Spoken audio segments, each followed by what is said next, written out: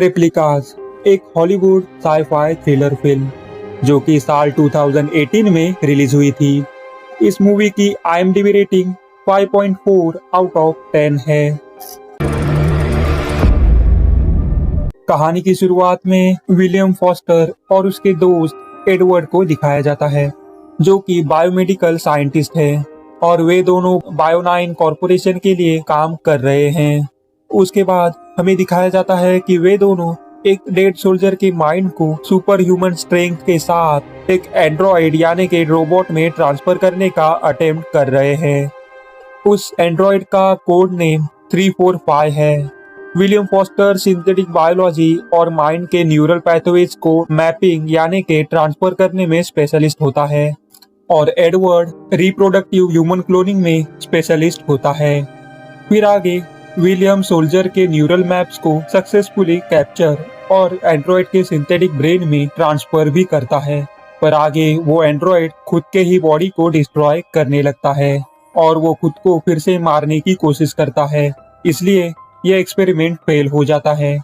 फिर ये experiment fail हो गया, इसलिए विलियम का बॉस जॉन्स उसे वार्न करता है कि सब्जेक्ट 345 ठीक से वर्क नहीं करा तो कंपनी के शेयर होल्डर इस प्रोजेक्ट को शट डाउन कर देंगे।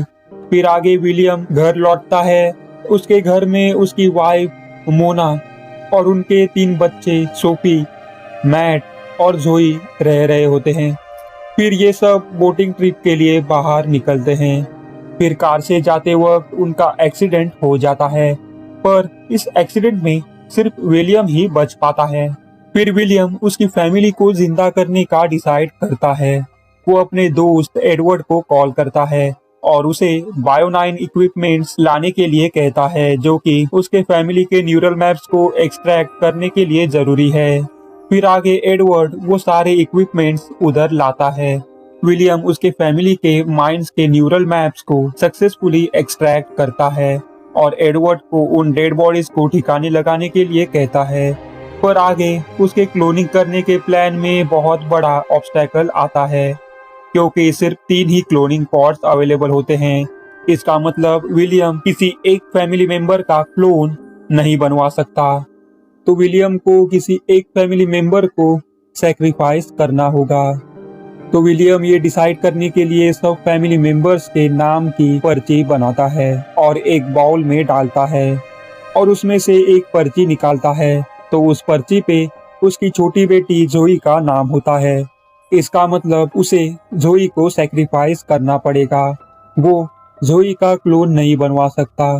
तो फिर विलियम जोई की मेमोरीज बाकी के फैमिली मेंबर्स के न्यूरल मैप से इरेज करता है और आगे वो फैमिली मेंबर्स के फोन्स लेकर उनके दोस्तों को मेल या मैसेज करके रिप्लाई देता है।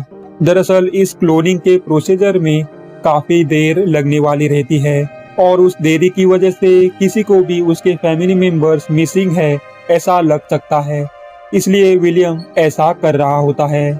फिर एक्सीडेंट होकर 16 दिन बीत जाते हैं और 17वें दिन पर एडवर्ड कहता है कि विलियम के फैमिली की मैच्योर रिप्लेसमेंट करनी जरूरी है, यानी कि न्यूरल मैप्स को क्लोन्स बॉडी में डालना है। ऐसा अगर नहीं किया गया तो उन क्लोन्स की एजिंग बहुत ही फास्ट रेट से बढ़ सकती है।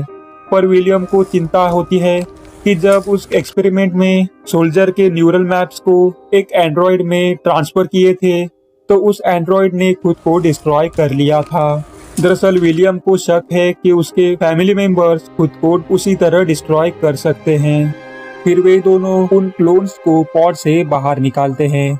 जब तक विलियम को वो एक्सपेरिमेंट फेल क्यों हुआ उसकी वजह समझ में ना आए, तब तक उन क्लोन्स को बेहोशी का इंजेक्शन देकर बेहोश करते हैं, ताकि वे खुद को डिस्ट्रॉय ना कर पाए। और उन दोनों को ये सब सीक्रेट ही रखना पड़ता है, क्योंकि उन्होंने $1 मिलियन के बायो9 कॉरपोरेशन के इक्विपमेंट्स क्लोन्स बनवाने के लिए चुराए हैं। फिर आगे विलियम अपने परिवार के काम और स्कूल में एब्सेंस का कारण बीमारी है ऐसा प्रिटेंड करता है। उसके बाद विलियम जोई के एग्जिस्टेंस के एविडेंस हटाता है। फिर थोड़े वक्त बाद विलियम नोटिस करता है कि उसका टच होने के बाद वाइफ की सेंट्रल नर्वस सिस्टम रिएक्ट कर रही है, तो वो रियलाइज करता है कि सब्जेक्ट 345 फेल हुआ क्योंकि इंसानी दिमाग हार्ट बीट और रेस्पिरेशन के साथ बायोलॉजी बॉडी से कनेक्शन एक्सपेक्ट करता है, ना कि एक सिंथेटिक रोबोट के बॉडी में। अभी इसकी वजह जानने के बाद विलियम को समझ आता है कि न्यूरल मैप्स को एंड्रॉयड में ट्रांसफर करने में कोई प्रॉब्लम नहीं है। फिर उन फैमिली मेंबर्स के दिमाग को वो इंसानी बायोलॉजी बॉडी में है ऐसा एहसास दिलाने के लिए simulated mind body interface programming को यूज किया जाता है। उसके बाद वे दोनों उन माइंड्स को क्लोन बॉडीज में सक्सेसफुली ट्रांसफर करते हैं। फिर अगले दिन सुबह विलियम उठता है तो उसकी फैमिली नॉर्मल रूटीन फॉलो कर रहे होते हैं। ये सब देखकर विलियम काफी खुश हो जाता है और वो अपने काम पे चला जाता है ताकि उस फेल हुए एक्सपेरिमेंट को पूरा किया जा सके। फिर आगे बायो9 कॉर्पोरेशन में एक्सपेरिमेंट के लिए दूसरी डेड बॉडी लाई जाती है, पर उस डेड बॉडी के ब्रेन में डैमेज हो जाता है। तो विलियम उस डेड बॉडी के माइंड की जगह पर अपने खुद के ही माइंड के न्यूरल मैप्स को रिकॉर्ड करता है ताकि उस एंड्रॉयड में ट्रांसफर किया जा सके। घर में विलियम की फैमिली को जोई के एग्जिस्टेंस के बारे में एविडेंस मिलते हैं, जो कि विलियम उन एविडेंस को मिटाना भूल गया था। फिर आगे सोफी को नाइटमेयर आता है कि उसकी मॉम मोना की डेथ हो गई है। दरअसल सोफी को उस एक्सीडेंट की कुछ यादें याद रह जाती है। फिर ये सब विलियम को पता चल जाता है और वो सोफी की एक्सीडेंट की मेमोरी पूरी तरह से इरेज कर रहा होता है। तभी उसकी वाइफ उधर आकर ये सब देख लेती है। मोना विलियम को सब सच बताने के लिए कहती है तो विलियम कन्फेस करता है कि वो तीनों कार एक्सीडेंट में मर चुके हैं और उसने ही क्लोनिंग का इस्तेमाल करके सबकी रेप्लिकाज बनाई ताकि सबको फिर से रिवाइव किया जा सके। और विलियम एडमिट करता है कि जोई उनकी छोटी बेटी थी, जो कि वो उसकी रेप्लिका क्लोन पॉड की कमी के कारण नहीं बना पाया था, इसलिए उसने सबके माइंड में से जोई की यादें इरेज की थी। फिर आगे जॉन्स, जो कि विलियम का बॉस है, वो विलियम से मिलने घर पर आता है। जॉन्स विलियम से रिवील करता है कि विलियम और एडवर्ड ने जो 3 फैमिली मेंबर्स के रेप्लिकाज बनाए हैं उसके बारे में वो जानता है। और जॉन्स बताता है कि बायो9 कॉर्पोरेशन सिर्फ मेडिकल पर्पसेस के लिए बना नहीं है। आगे जॉन्स बताता है कि यूएस गवर्नमेंट ने बायो9 कॉर्पोरेशन को फाइनेंस किया था ताकि उन्हें मिलिट्री वेपन्स प्रोवाइड किए जा सके। और जॉन्स विलियम से एल्गोरिदम मांगता है ताकि वो और पावरफुल रेप्लिकास तैयार कर सके। अगर एल्गोरिदम विलियम ने उसे नहीं दिया तो विलियम के फैमिली को वो जान से मार देगा, ऐसी धमकी भी देता है। तो विलियम उस एल्गोरिदम को लाने जाता है। फिर वो जॉन्स के पास वापस लौटता है और उस पर अटैक करता है और उसे बेहोश कर देता है। फिर आगे विलियम फैमिली के साथ घर से एस्केप करता है। जाते वक्त वो उस एल्गोरिदम को ओवन में डालकर डिस्ट्रॉय करता है।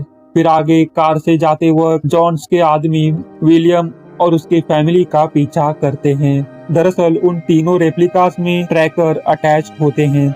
उन ट्रैकर्स की मदद से जॉन्स के आदमी उनका पीछा कर रहे होते हैं। फिर आगे विलियम और उसकी फैमिली बोट से एस्केप करने का अटेम्प्ट करते हैं, पर उधर जॉन्स के आदमी आकर विलियम के फैमिली को किडनैप करते हैं और बायो9 कॉर्पोरेशन में लाते हैं। उधर एडवर्ड पहले से ही मौजूद होता है। दरअसल जॉन्स को क्लोन्स के बारे में एडवर्ड के द्वारा ही पता चला था।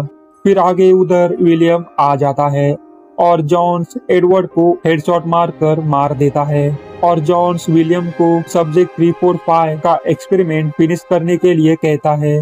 फिर आगे विलियम सब्जेक्ट 345 में अपने रिकॉर्ड किए हुए माइंड के न्यूरल मैप्स को ट्रांसफर करता है। इसकी वजह से वो सब्जेक्ट 345 विलियम की रेप्लिका बन जाती है और वो रेप्लिका जॉन्स और उसके सारे आदमियों को मार देती है। फिर दोनों विलियम जॉन्स के साथ डील करते हैं कि जॉन्स को क्लोन बॉडी में रहना पड़ेगा और उसको विलियम के क्लोन के साथ रहकर उन अमीर लोगों को क्लोन्स ट्रांसफर सेल करना होगा जिनको सेकेंड लाइफ चाहिए। फिर एंडिंग सीन में रियल विलियम को दिखाया जाता है, जो कि रिटायर होकर उसके फैमिली के साथ शांति से रहने लगता है और आखिरकार वो उसकी छोटी बेटी जोई का क्लोन बनवाने में सफल हो जाता है। और इसी के साथ ही ये फिल्म खत्म हो जाती है।